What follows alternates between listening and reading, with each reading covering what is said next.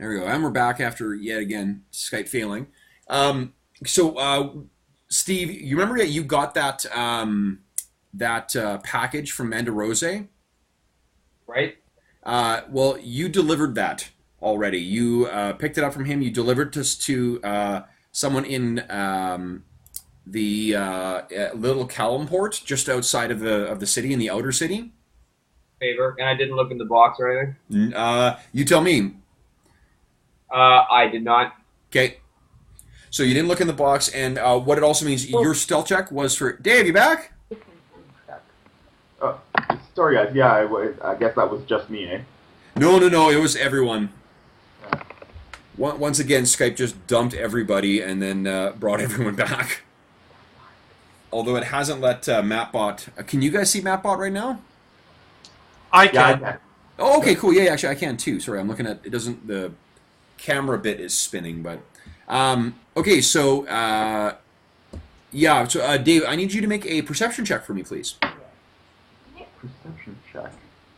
Was that what you had asked for before? I don't remember, but just before we went off. Oh, I Oh, need yeah. initiative from you as well, too, please. Well, I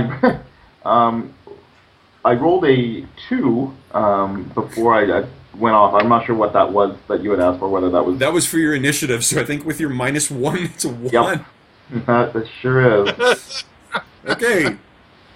Oh, that's not cool. All right. So I guess for perception, I rolled a 3.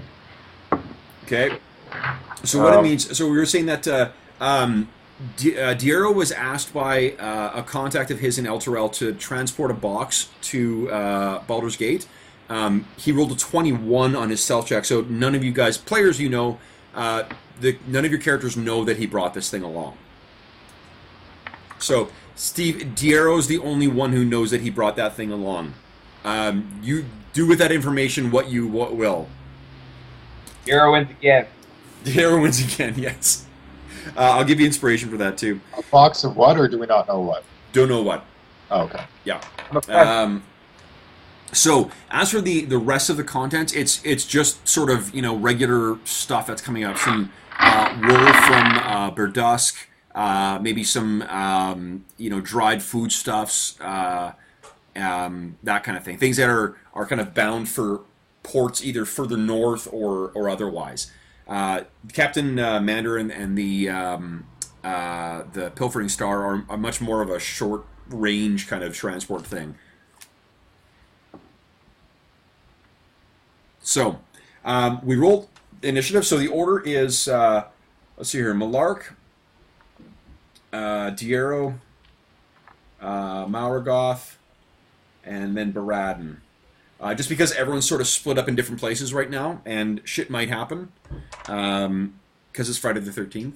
I just want to have everyone in sort of a semblance of order here. So, Malargoth, you are on... there you go. On the kind of in the middle of the deck. That cargo hold is still closed. It has the sort of the latticed gate, or latticed kind of... I guess cage or whatever that sits over it. But as you step on the deck, you can... Bless you. Thank you. As you step on the deck, can you make a Constitution save for me, please? Yes.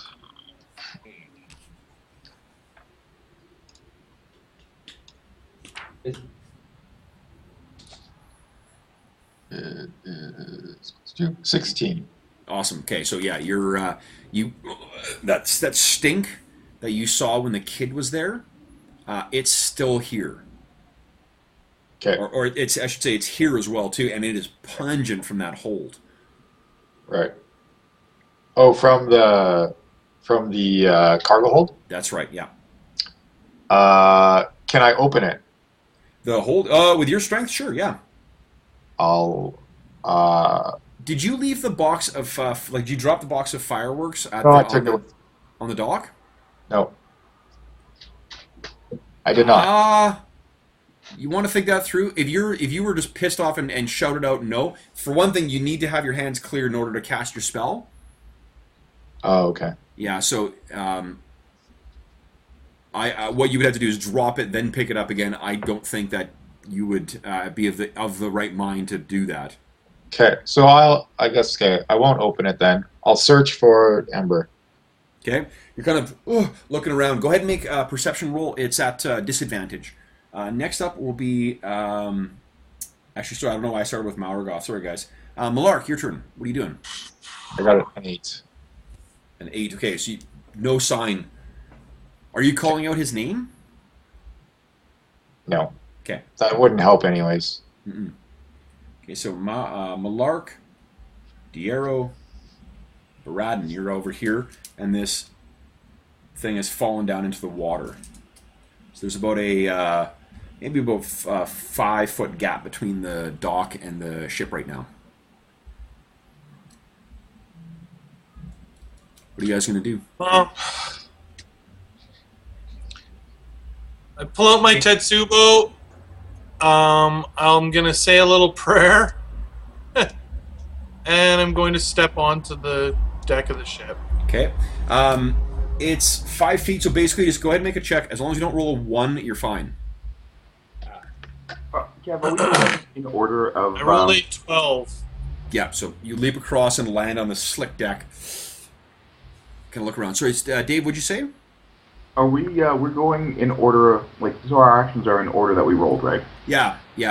I just fucked up with Maurgoth. We're gonna skip his turn. Diero, what are you doing? I'm gonna pull out 2 hand axes, and I'm gonna steady myself, and then I'm gonna run and howl, and then leap onto the deck, and then do a dive roll. Okay. So go ahead and make an athletics check, Steve. Boom, and I roll. Athletics is 6. Nice. 14. 14. Okay, yeah. You leap across and do sort of that roll. Malark, with your movement, you can get pretty much anywhere on the boat if you like. Okay, what happens when I step onto the deck of the boat? Anything? There is a... Oh, yeah, actually, I need both of you guys to make Constitution saves for me, please. Okay. Uh-oh. 7. 7, okay. How did Diero do?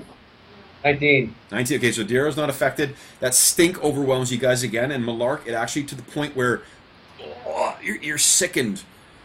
So you are sort of trying to...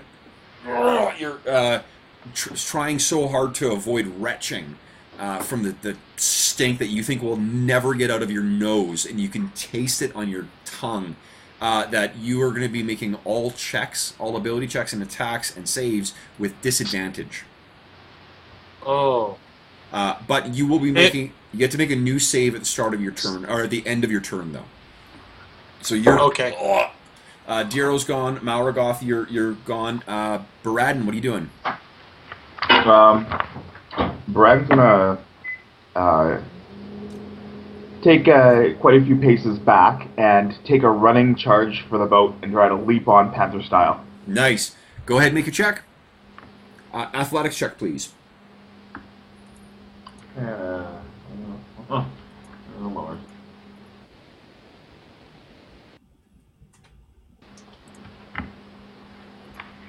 $11.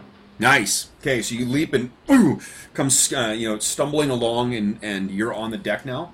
Malark, I'm gonna say you're actually sort of like the side here. There's a little railing. I don't know why I'm pointing with my finger. The side of that the stairs going down. There's a railing, and you're sort of steadying yourself on that, and green as completely green to the gills, as they say. Beradin, can you make a Constitution saving throw for me, please? Sure. Actually, Kev. Yep. With You get advantage on this saving throw. Okay. Because you're dwarven Constitution, or what are they called? At this juncture, would I be able to cast a spell?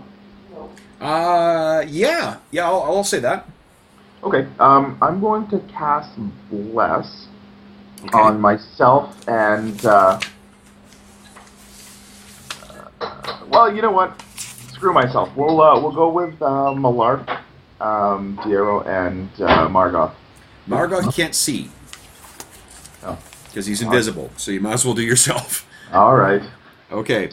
So what that means is whenever you guys make an attack roll or a saving throw before the spell ends, you can roll a d4 and add the number to the attack roll or the saving throw. So that is Malark, Diero, and Beradin. Okay, so you bring the blessing of Baranar out, and do you still have that pole with the lantern on it in your hand? The torch, you mean? Yeah. Yeah. Okay. Well, it's the you took the lantern with the pole, or did you take the torch? Well, I think he handed me the torch. No, sorry, he lit the torch, but they were going to give you the option of the lantern if you like. The torch may be more functional and easier to drop at this point, less likely to break. So. Yeah. Okay, let's do that. Okay. So you land, you gesture with your shield and cast the spell, and that is the end of your round. You can hear again, kind of a muttering. You did this. You did this. You did this. Top of the round, Malark. You're still kind of reeling with the sickness, but you're able to act. What are you going to do? Can I see anyone on the deck? Why don't you make a perception check for me, please? Okay. At disadvantage. All perception checks on the boat are at disadvantage. Oh, good. I would make it a 2. Okay. Then you're looking around and you think for a split second you see a form in the fog behind you, and you blink and it's maybe it wasn't there, but maybe it was, but maybe it wasn't. Okay. I move towards the maybe form. Okay, so to get up there, actually that's what this thing is. Fuck, it's a deck, steps up, not steps down. I'm a dummy. That's what would be over here then. Okay, so yeah, you move and you move up onto the poop deck. There is you can hear a slight creaking of wood. As you make your way up there, you lose some of the light from the torch because the torch is on the ground below.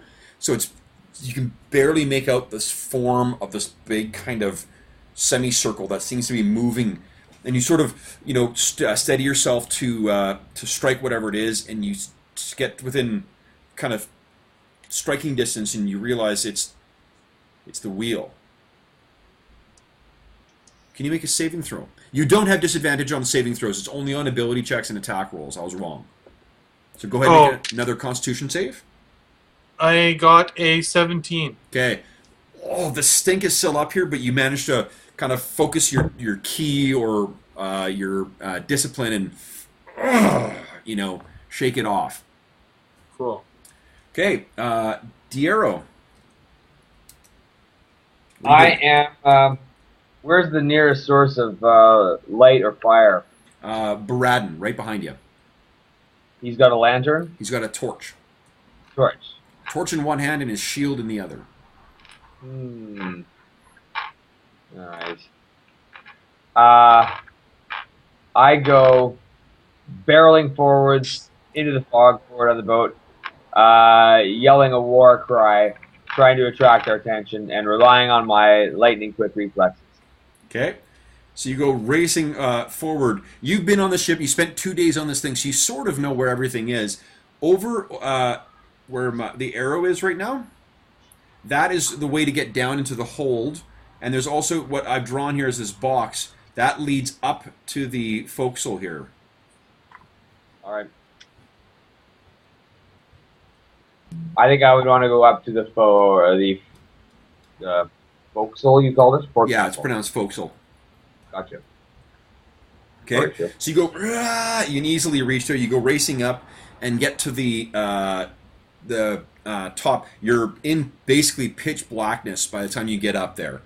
So I'm going to ask you to make a quick athletics check to make sure you don't trip. speed you're running?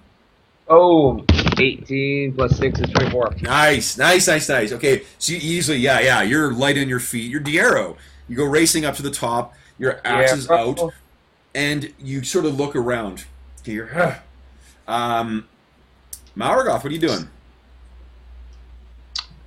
I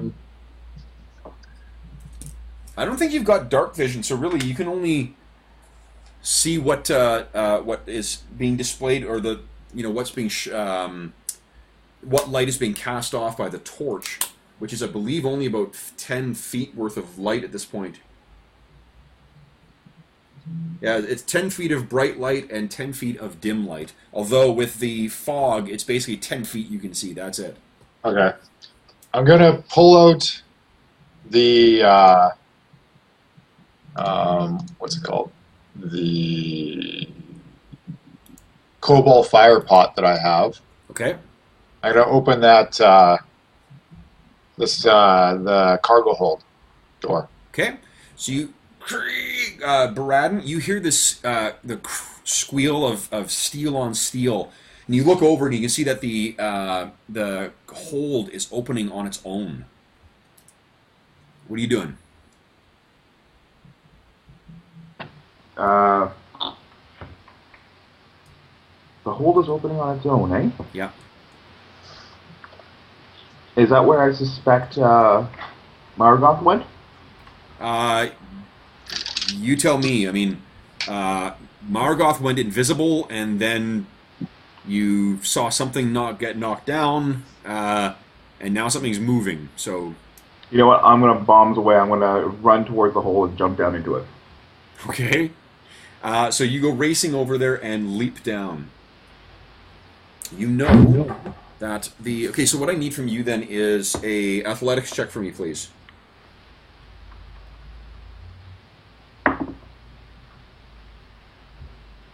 You know, I'm gonna use my inspiration to re-roll that. You go ahead and do that. That was total poopy shite. Oh, that's much better. 16. 16, okay. So you could have... you managed to land without too much issue. Now, you brought the torch with you, I'm guessing? That's right. Okay, so what that means is, unfortunately, you guys are all in pitch blackness up top. And the only one of you that has dark vision is actually Beradin. Okay, so what I've drawn here are stairs that go up to the main deck. Beradin, you kind of land, and there are still some crates and stuff around you, and you can hear in the kind of low. First off, there's a stench of water in here. You know that like another deck down, there is, or sort of another half deck down, is the sort of the ballast level that's flooded with water, and there's that stink of stagnant water down here, and there's that other overwhelming stink that seems even worse down here, and you hear elsewhere in the hold a kind of that seems to be coming from a number of different directions.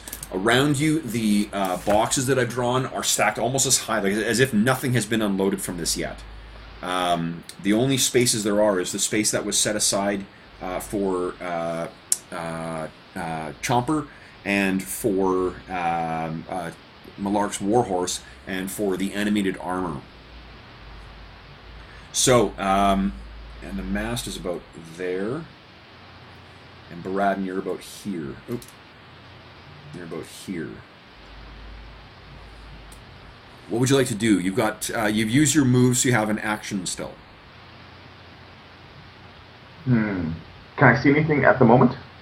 You can make a perception check for me. The fog seems to have not. There's still like kind of a mist down here, but not quite as bad.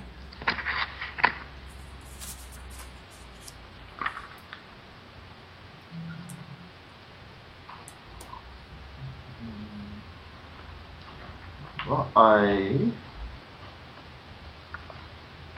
rolled a 4. Okay. So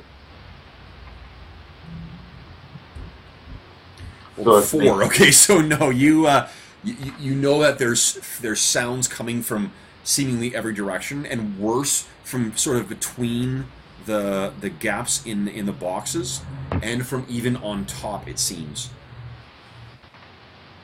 I'm gonna call up to Maurgoth. Okay, you got enough time for maybe 3 words. Maurgoth, where are you? Okay, so that's end of your turn. I'm just gonna roll here. Okay, Malark, your turn. What are you doing? So, well, I'll attempt to look around again. Okay. I got a 8 this time. Okay. Unfortunately, there is no light up here right now. So whatever light there was, it kind of goes out like a light. It seems to be gone instantly, and you're standing in pitch blackness. Well, I don't have any dark vision or means to generate light. You don't? You can see a glow from when you sort of look back. You can see about maybe 20 feet away. There's a glow coming from beneath that grill that makes up the sort of separates the cargo hold from the main deck. To be honest, from what you can see, is basically it's floating half up, and there's the flickering glow of fire beneath it. It is with the fog and this lack of any apparent source of lifting that thing. It looks to your eyes like the fires of the Hells, as if the ship itself is opening up and kind of spewing forth a fiery smoke or fog. Well, I'll retighten my grip on my Tetsubo and move towards the light then. Okay, you can easily get down there. I mean, like with your 50-foot movement. Okay, sure. So, you go racing down the stairs, and you can see that it looks like it's down into the as you sort of jog along, you can see that it's held up high, sort of high enough that you could slip in there, and you see the torch is sort of catching the top of Beradin's helm down there. You see that Beradin has actually gone down in there. Okay. So have I caught up to him? Well, he's down in the hold. Do you want to join him down there? Yeah, I'll follow him down then. Okay, make an athletics check for me, please. Is that at disadvantage? Not at disadvantage, no. Oh, okay. You shook that that poison effect. So that is a 18 then. 18. Okay, easy. So you go sliding down and you land nimbly next to Beradin. I'm going to say that's kind of... You can say like maybe 3 words as well. You heard Beradin, as you were running over, you heard Beradin yell out, "Maurgoth, where are you?" And you got to drop down all cat-like. Okay, I will just put my hand on his shoulder. Okay. So Beradin, suddenly Malark is next to you. Okay, so next would be Diero. But Diero, who is now up on the forecastle here. Diero, you kind of are looking around, and you can see there's a faint kind of whitish blue glow just off the front of the ship, the bow. It seems to be floating about maybe 5 feet above where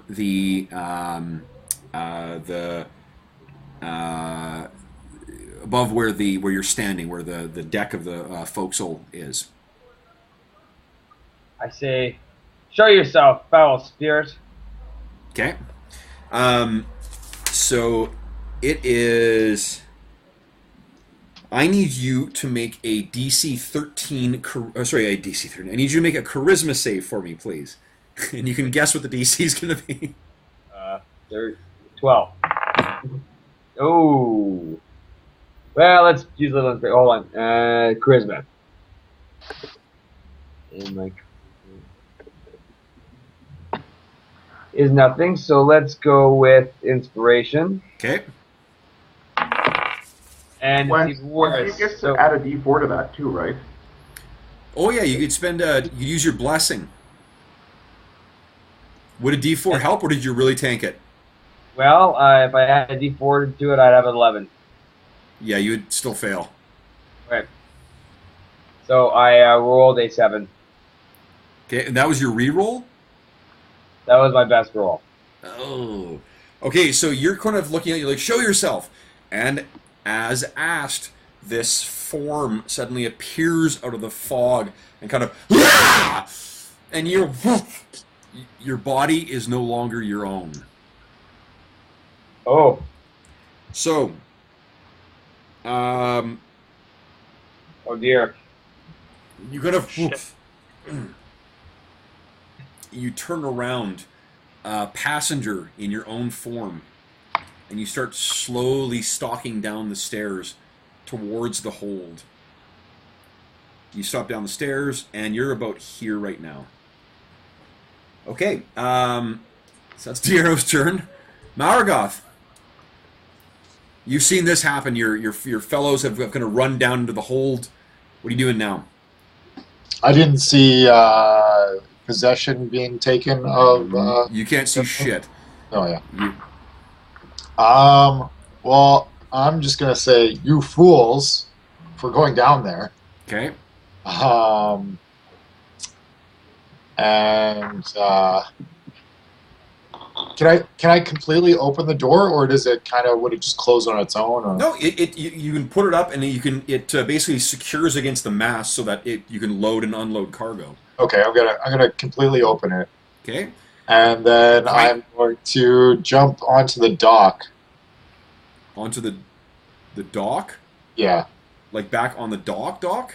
Yes. Okay, so you've only got a 30-foot movement. I don't think you can do both. You can Okay. start making your way back. What happens is you get the thing up and you kind of get it up. You have to spend your basically the rest of your round securing the thing up.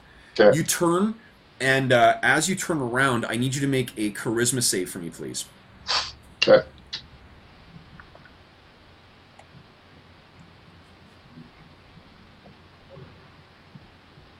Hey, Kev, did we end up bringing the fireworks onto the ship? No, it's sitting on the deck right now.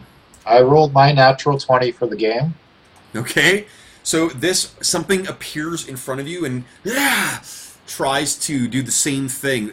Tries to force its will on you, but you're so pissed at, I guess, the loss of your, what do you call it? Loss of your familiar, that you resist it. But this thing appears to be a slightly bluish glowing apparition made of the fog that seems to be shifting and swirling. But what you can make out is what you think is the captain, Captain Mender, and you can see that there is a vicious looking glowing scimitar in his hand as well. Okay. So that is your turn, Beradin. You, Diero, can you make a stealth check for me, please? And then Beradin, make a perception check for me. And I rolled a natural 1. Okay. And well, ironically, I rolled a natural 20. Nice. Statistics in play, guys. Okay, so I guess Diero, as you're stalking down those stairs into the cargo hold, you can feel your hands kind of, tighten with anticipation across your axes. You look over and you see the backs of your allies turn towards you, and you start getting ready to bring the axe up. But with the natural 1, you actually think it's maybe you trying to telegraph a warning to your colleagues.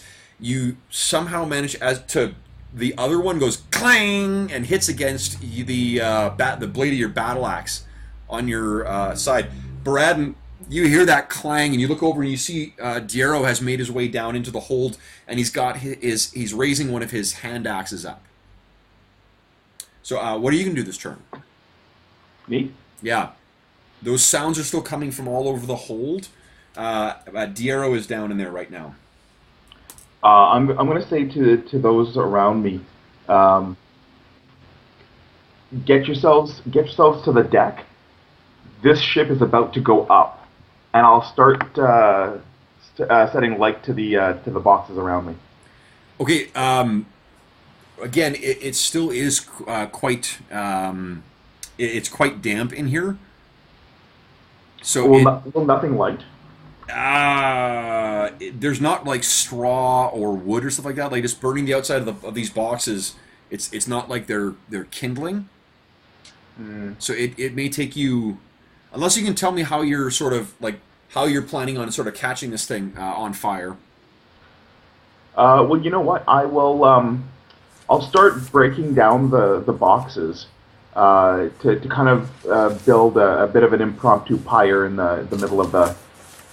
Sure. You know what? I imagine there's straw and stuff in here. So I mean, if you hoof them with your steel-toed boots, I bet you can kick some of them in and start dragging some of that shit out.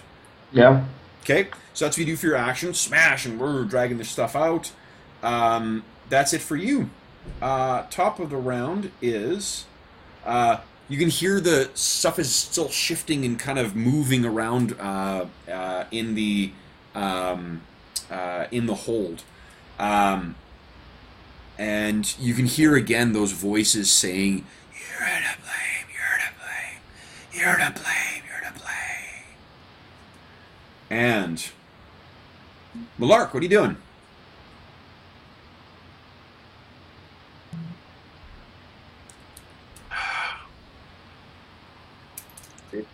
I still haven't seen anything. I'm gonna. Now you can make perception and not at disadvantage, just a normal perception check. Okay. 14. 14. Okay. You can see that on top of the boxes there are forms that are kind of crouching there and kind of moving themselves along, but they're far enough back so that all you can really see is the kind of the brief little glimpses of the tops of their heads shrouded in shadow. You also notice that Diero is behind you as well too. He made his way down in the hold, and you also notice, I guess, that the grill at the top of the cargo hold has been opened and secured to the side, and there is a weird blue glow on top of that, at the top of the like at the edge of the cargo hold above you.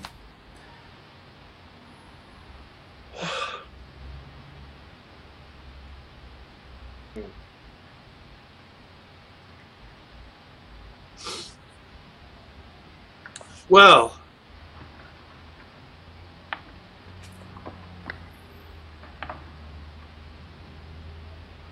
burn it.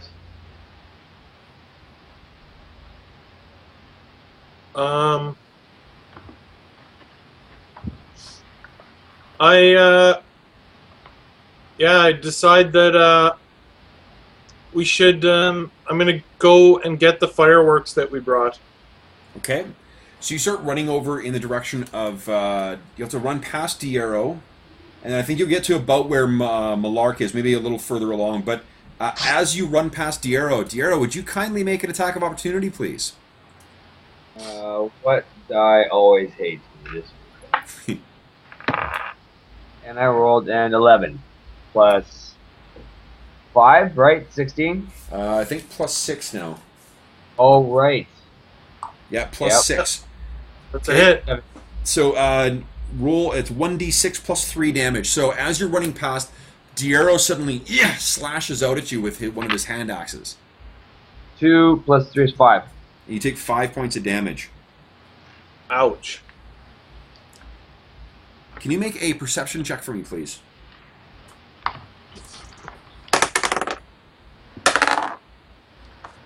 6. 6. Okay. So what are you going to... You've only used part of your move. You still have your action if you'd like. Diero just attacked you. I can like slap him and keep going, right? Yeah. Oh, of course. Yeah. Yeah. Absolutely. Because your mobility. Yeah, I'm gonna slap him. Okay. Go ahead and make an attack roll. My roll is a 21. Oof. Yeah. Are you doing damage or are you just? Oh, like just a face slap. Okay. I don't know. Whack. Whatever. It won't be like a full unarmed attack. I don't know. Okay. I don't know how you rule I can control it, like 1 or 2 points. Yeah, absolutely. No, if you don't want to do whatever. damage, if it's just a kind of like a backhand, you can Maybe do like that. one point of damage kind of attack. Okay. So you go racing And up the then stairs. Continue on. Okay. So you go racing up the stairs, and you're racing along in the darkness. I need you to make a athletics check for me, please. Because once again, Okay. you're kind of in the dark. Ooh. That is a 6. 6. Okay. That is a failure, but I was going to give you inspiration for the slap. So you've got inspiration again if you want to try and re-roll that. Yeah, I think I'll re-roll that. That's a very low roll. Okay. The total is now a 10. 10 is actually good enough, though. Okay, so you make Okay. your way up. As you're racing across the deck, what you see is, again, that, like I described for Maurgoth, there's that ghostly blue glowing form with that kind of scimitar. There's no bottom to this thing. It's the what it stands about as tall as what a man would be, but yeah, it seems hovering next to where that the now open cargo thing is. Are you continuing on to the deck? Yes. Okay, so I'll say you get to there and make another athletics check. Okay. This one is a 15. Okay, so you leap across and you land on the deck. You're lucky again. 16 is good enough, so you're sort of next to the fireworks. Okay, so that is your turn, Diero. Would you please make an attack against Beradin? Dang it. And you're using your both attacks, please. Do I not get to make a save at some point? You unfortunately not against this particular thing. Alright. So 2 attacks. Alright. One, I roll a 12 plus 6 is 18. 18 hits Beradin. And 13 plus 6 is 19. 19 hits Beradin. So it's 2d6 plus 6, please. 7 plus 6 is 13. 13. Okay. Beradin, you take another these Diero, after slashing Malark, just throws his 2 hand axes at you. And then Yikes. he uses his free action to draw his battle axe, and he goes racing in to fight you. Oh dear. Okay, Beradin, what are you doing? Oh, Beradin, would you kindly make a perception check for me, please? Oh, sorry, Nick, it's Maurgoth's turn. Yep. Do you want me to make a perception check? Well, you can see this thing in front of you, and it seems to see you as well. Right. I'm gonna hex it. Okay. Actually, you can't because you got no more spell slots. Isn't hex cantrip? Nope. Hex is a level 1 spell. Oh. I don't have spell slots for different levels of spells, just the one.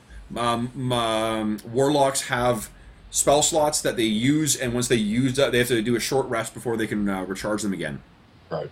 Okay. You can still use your cantrips like your Eldritch Blast, but if you use that, it will end your invisibility. Yeah. Invisibility doesn't seem to be doing much against this thing anyway, I guess, but... I'm going to draw my sword, Okay. and I'm going to slash at it. Okay, go ahead, make an attack roll. You get, with Vivek's Malignant, you get +8 to hit. Yeah.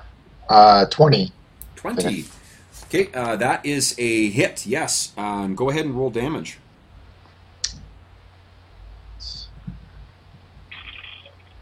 Uh, 7 plus 4, right? Seven. So 7 plus 4 is...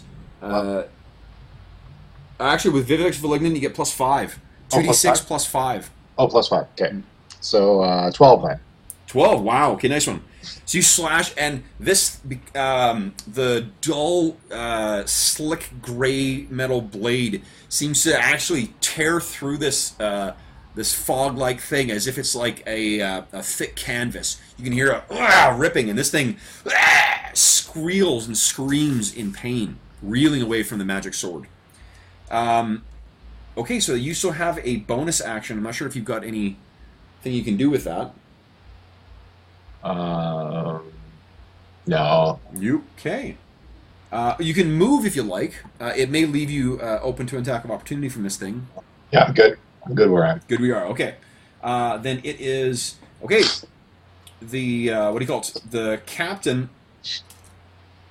Or the diaphanous vision before you turns towards you, and its mouth first seems to drop impossibly loud, or wide, I should say. Its eyes seem to stretch out as if the whole face is being elongated. There is a bright white blue flame that seems to flare in its eyes, and I need you to make a wisdom save for me, please. Okay.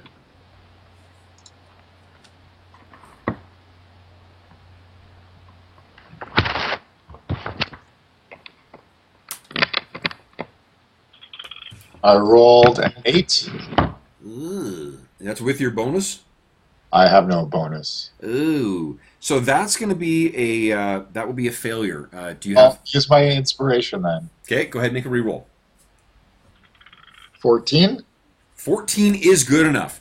Okay, so while this thing, what you feel is all the blood in your body goes ice cold, and every fiber of your being is telling you to run and hide. Run, dive off the ship, get the hell away from this thing. But all you can think of is that flash of pain you felt when Ember was snuffed out. And you managed to tighten your grip on Vivek's Malignant and stand your ground. Next up is Beradin. What are you doing? So basically, I've got 2 throwing axes embedded in me. No, they've clattered off your armor, but they've done damage to you. Yeah, I'll look at Diero and with my eyes wide, I'll just kind of give him like the open arm like shrug, like, what in the name of Baranar? Can you make a I'm very sorry. let's see here. Can you maybe make a religion check for me, please? I'm gonna grab some water while I'm doing that. Or while you're doing that. Holy shit.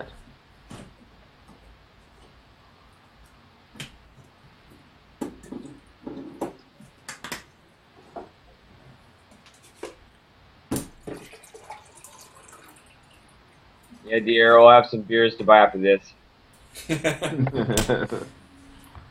How'd you do? I actually rolled another natural 20. Holy shit! Okay,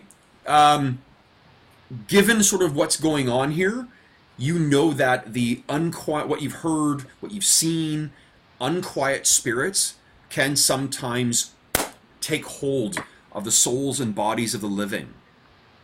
But with a natural 20, what you know is that the grace of the grace and power of Baranar can cause those things to flee like shadows before the bright flame. And by flee, I mean flee the bodies of the living. So is that something I could do through? I mean, would that be just a simple prayer, or would it actually be like a turn undead? It would be a turn undead, yeah. Okay. Turn undead is effectively you bringing the full force of and divine power of Baranar to bear on unquiet spirits. Now, would I have to target each? Nope. The way that turn works. A sec here. Is anyone else hearing popping? Yeah, a lot of stuff. Awesome. Thanks, Skype. So I'll see you guys back in about 5 minutes. What the fuck?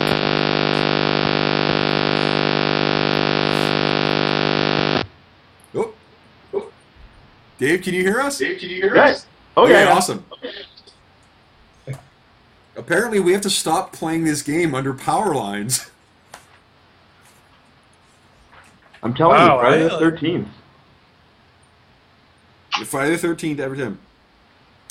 Each undead that can see or hear you within 30 feet. So that's a sphere. And at level 5, which you are, anything that's a CR half or lower is annihilated by your turn. Nice. When they fail their save. Okay, so that would immediately make it a destroy undead then. Depending on how powerful the spirit is. CR is the challenge rating of the monster. It rates how tough the thing is. It will depend on how this thing is, how powerful the sucker is. Also, remember that there sounds like there's a bunch of stuff lurking all around you as well. All right. I will get down on one knee and start praying to Baranar. And while doing that, I will cast Destroy Undead. Nice. Okay. So you get down on your knee and you start calling out. And great. So what I need to do then is make a couple saves here. Go! The Diero.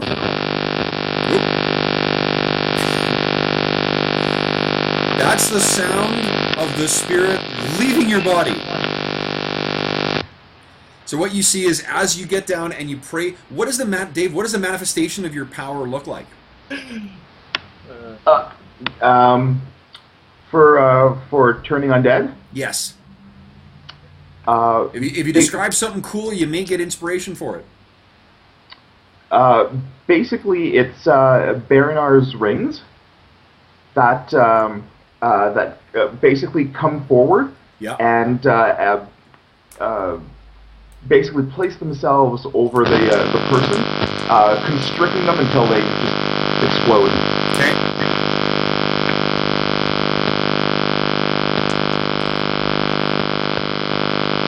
Okay. So, what ends up happening is those rings kind of pulsate out in every direction. There's a flash of kind of like, if someone shattered a burning like ember of wood at the end of a fire. These ashes kind of fly up and sort of fill the air around you. So there's this bright sort of, almost like the hold is suddenly filled with fireflies.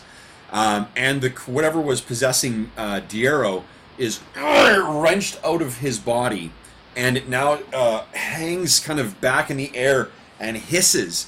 It is, as you sort of look up, you see it's twisted by an impossible amount of hate, but it's actually one of the crew members of the ship. You think it's actually the first mate.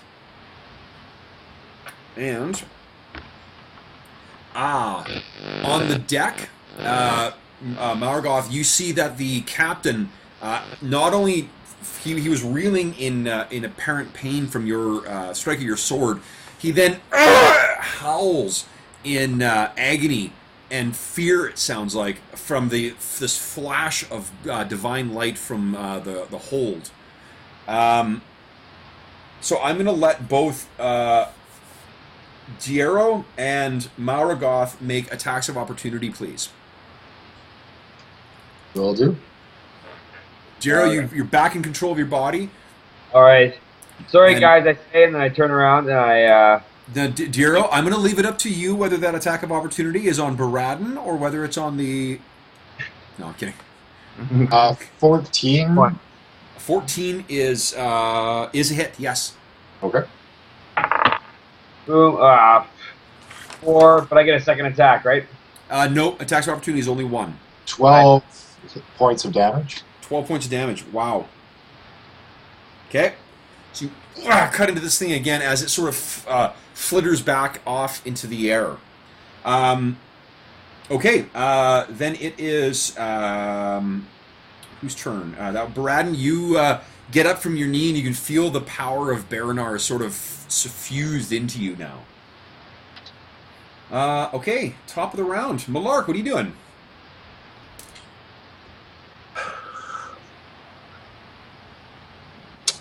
Picking up the box of fireworks and rushing back onto the boat. What's your strength? My strength. Wow, something I never used. Yeah, I kick it on the boat. Don't you use that for all? It's 14. 14? I'm going to make you make a strength check for me, please. It's a low DC, a DC 10. Okay, well then the roll that I was doing for an athletics check is my strength check. Okay. So that is a 21 total. Wow. You're easily able to get this thing up. And so that's your action. You can still move, but I'm going to make you move at half speed. Okay. And I'll attempt to get onto the boat. Okay. I need you to make the athletics check at disadvantage, please. Now, if you choose, if you spend inspiration or something like that, you would just make it at a normal roll. Okay. Because that, if you get advantage when you have disadvantage, they cancel each other out. Do I still have Inspiration? You do not. so. Yeah. I didn't think so. Okay. I rolled 2 17s. Oh, nice! Awesome delivery on that. When I heard you say 2, I'm like, oh no. I'll throw this in the water! My We'll blow it up total from the is bottom. actually a 20. Awesome. So you, the purpose of the urgent purpose to which you're putting this just fills you and you race and leap across. Nice. Okay. Now you, I'm gonna say you run over to kind of next to where Maurgoth is. You see Maurgoth is now standing with that massive sword that he took from Langderdrosa in his hand, and you can see there's a fleeting bluish figure that seems to be disappearing, or bluish glow that's disappearing off into the fog. Maurgoth, you see out of the, suddenly that seems to appear next to you is Malark carrying this giant crate that you were carrying. Diero, what are you doing? This bluish form, incidentally, has disappeared into the, down into the hole. It's passed through the floor. Well, I turn to the other guys and I say, well, I'm done playing with that then. Okay. What are you gonna do?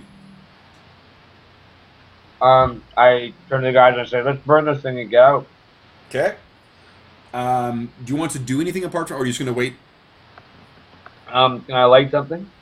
Do you have anything on you that can light? Like, you don't have a torch on lit right now. Like, what do I have? I probably don't have much on me. Yeah. Because you guys just came sort of from dinner, so I don't know whether you've got much. Can you think of anything that you would do? How much time do I have? How many bad guys do I see? You don't see... Well, we're make a perception check. 5. So 10. 10, okay. Yeah, you can hear the sound of something kind of rattling around and something moaning off at the end of the boat.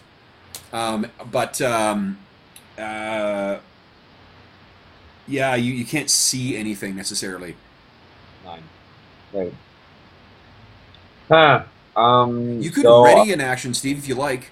I mean, you got a battle axe in your hand right now in 2 hands, but you could spend your action picking up your hand axes, I guess. That's what I'll do. Pick up my hand axes. Just got to put your hand on Beradin's forehead, just give me a sec here. Okay. Yeah. Sorry, Brad. Maurgoth, what are you doing? I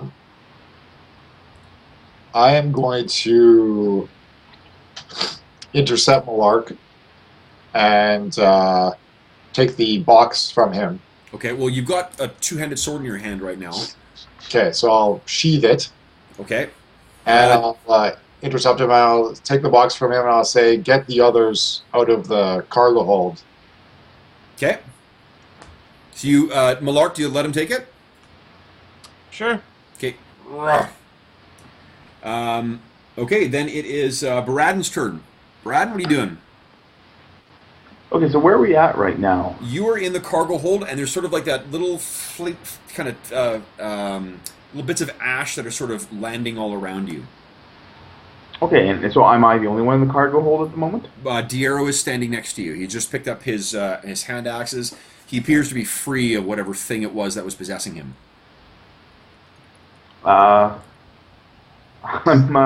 going to look straight at him and I'm going to say to him, "Don't you ever do that again," and I'll punch him in the face. Okay.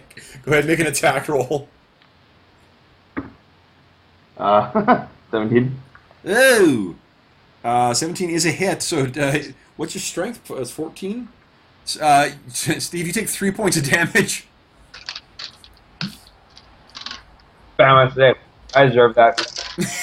Okay.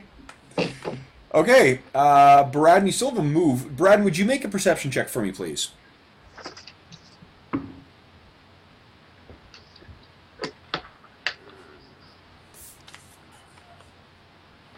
Ten. 10. Okay, yeah, you still can't, you can hear the sort of moaning and the same kind of whispering that you heard. Actually, the whispering is gone now, but you can hear the sort of moaning, and there's in particular a loud kind of coming from the back of the ship. Which would be over here.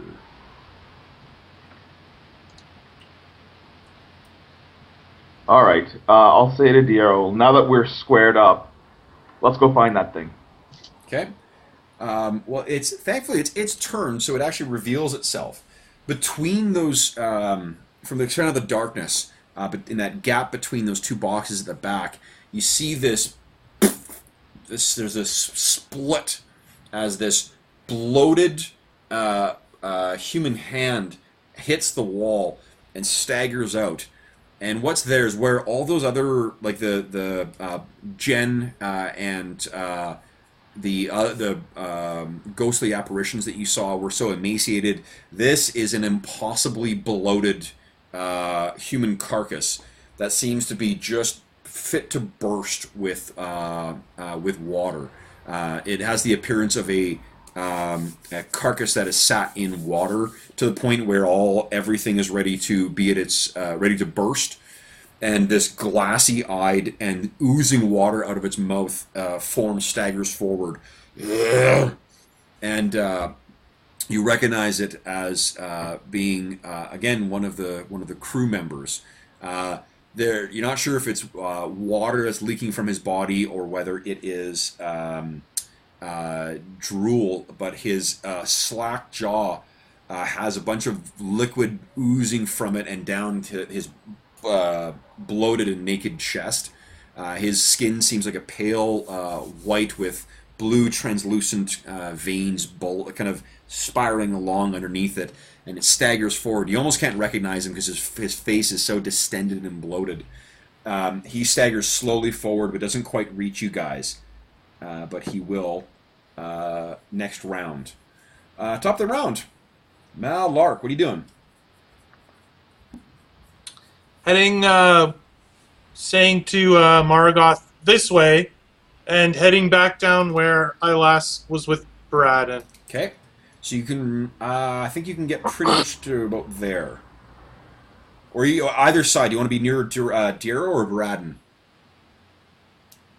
It doesn't matter. Doesn't matter? Okay. As you get down there, you see what I've described, that bloated, waterlogged corpse staggering its way towards Beradin and Diero. Okay. So as I see it, I just let out a small under my breath.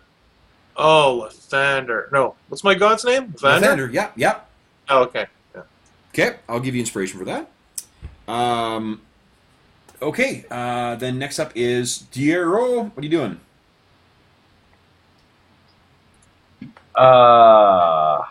Diero will sneak around behind the boxes to sneak up on them. Okay. Go ahead and make a stealth check for me, please. Boom. 19 plus my stealth is now 6.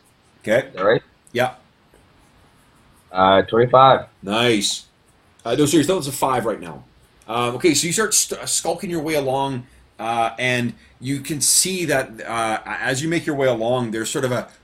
you can feel something brush up against your ankle, and you kind of... Whoa! And there's something that tried to grab you, but it didn't find purchase.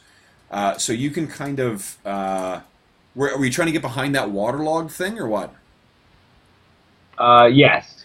This is all difficult terrain, so unless you can think of some kind of cool way to get through it, I may have to say that that's your whole round is just getting behind there. Okay. Can you think of any cool way to speed it up? I will... Oh, my goodness. I will try... Can I try dancing off the wall of the hull or trying to sort of leap over a box? Yeah, why don't you make an athletics check for me? Athletics check. Here we go. Boom. 14 plus 6 is 20. Nice. Okay, so you actually managed to sort of... You race along the side there. That thing tries to grab you. You pinwheel off the side of the hull, roll over, and you're now behind it. So you can make an attack if you like, or use your attacks. Let's do it. Boom. First attack is 18. 18, that's definitely a hit. These things are super, super slow. 1d6 plus 3 is 6. Okay. Damage. Okay. Second attack is 16, 21. So Hits. Damage. 7. Okay. And you've got a set. Oh, you still have a bonus action, so you could use your offhand as well. That's right. I will. Kablam. Oh, it's 6 plus 6 is 12. 12. Okay. 12 is still a hit. Nice. Yeah. 9. 9. Okay. So hitting this thing is like hitting a like a waterlogged steak. It's just you're hacking away, and it's so wet that it doesn't seem to really, every hit is like there's a spray of brackish water that sprays out on your arm. But you're hacking away at this, and then there's this awful, like, black, thick blood that seems to, surge out from the atrophied veins and distended veins. Maurgoth, I believe it's your turn. What are you doing? I'm going to look right below me and see, like, what's right below me. Right below you is sort of like on one side is Beradin. This thing's about 10 feet wide. On 5 feet of that is taken up by Beradin. 5 feet is nothing.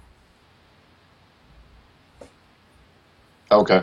So I'm going to, in the area where there's nothing, obviously, Yeah. I'm going to throw the firework box down there. The weight of this thing is more of a drop than it is a throw. Okay. So it's fine, yeah. Okay, Yeah. so you just drop the thing in it, Beradin, you're kind of startled as this giant box hits the ground, and can you roll, Nick, roll 3d10 damage, please.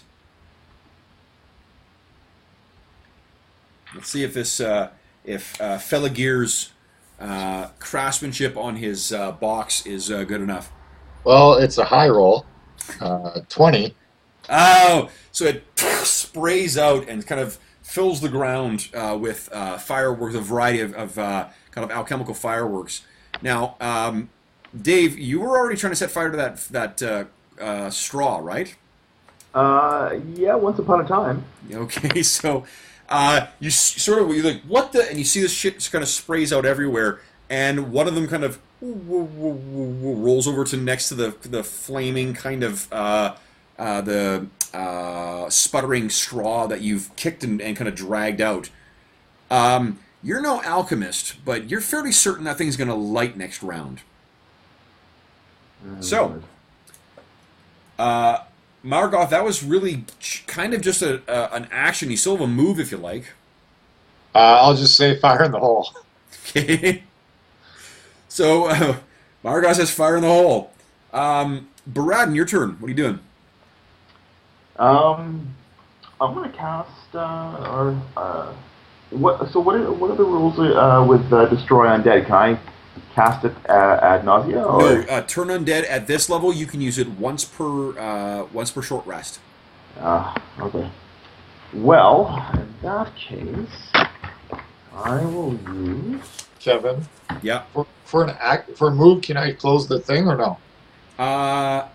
You could use a free action to draw your sword out, and yeah, I'll let you kind of fling the thing and have the blank. Because nobody, it's too high that nobody could get up through that way, right? No, it's too high for anyone to climb out. Yeah, they couldn't. Yeah. Okay.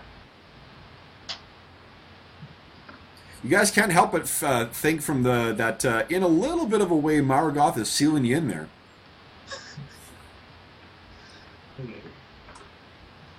Huh. Nobody was supposed to go in there in the first place. Okay. Brad, you just considering your spells? Yeah, you know what? I think I'm gonna cast. Let's go with. Hold on just a second.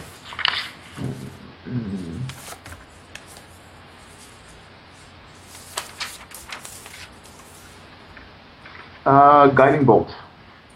Guiding bolt. What are you targeting? The dude. Oh, the bloated zombie. Yeah. Alrighty. Go ahead and make a spell attack roll. I'm going to say you drop your. No, you can use it with your shield. So go ahead and make an attack roll. I believe it's a +6. Roll the 14. 14. It's actually a +7. My correction. So that's a 21. So yeah, that is definitely a hit. So you're rolling 4d6 radiant.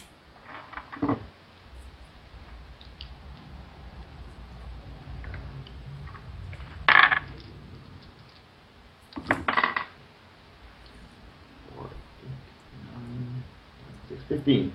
15. Okay. So it actually takes you. This thing kind of superheats and explodes from the force of that spell. It staggers back and it grants advantage to the next. Is that the way it works? So advantage to the next attack roll. Yeah. Wow. Okay. You still have a bonus action if you wish, and you still have a move. I'm not sure if there is a bonus action. Because you've cast a spell, you can't cast another spell unless it's a cantrip. And I don't know if you've got any cantrips that are bonus actions. Let's see. I don't think anything that I could use at this moment. I mean, I could use Sacred Flame. You can't, because it's an action to cast it. Oh, I see. Yeah.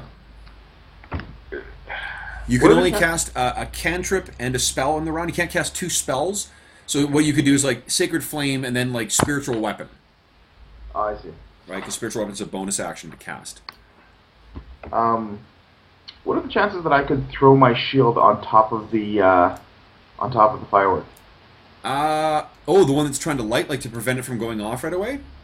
Yeah. That would probably be an action. You've only got a move and a bonus action left. Okay, you know what? Then I will take a defensive position behind the shield in preparation for that firework going off. Okay.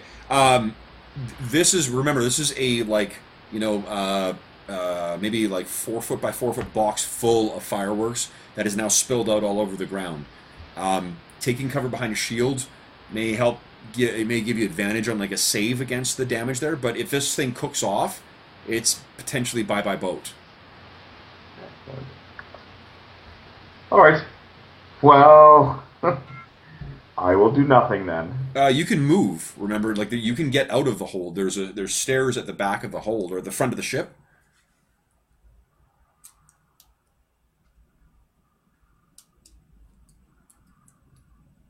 I'm not sure if you were planning on.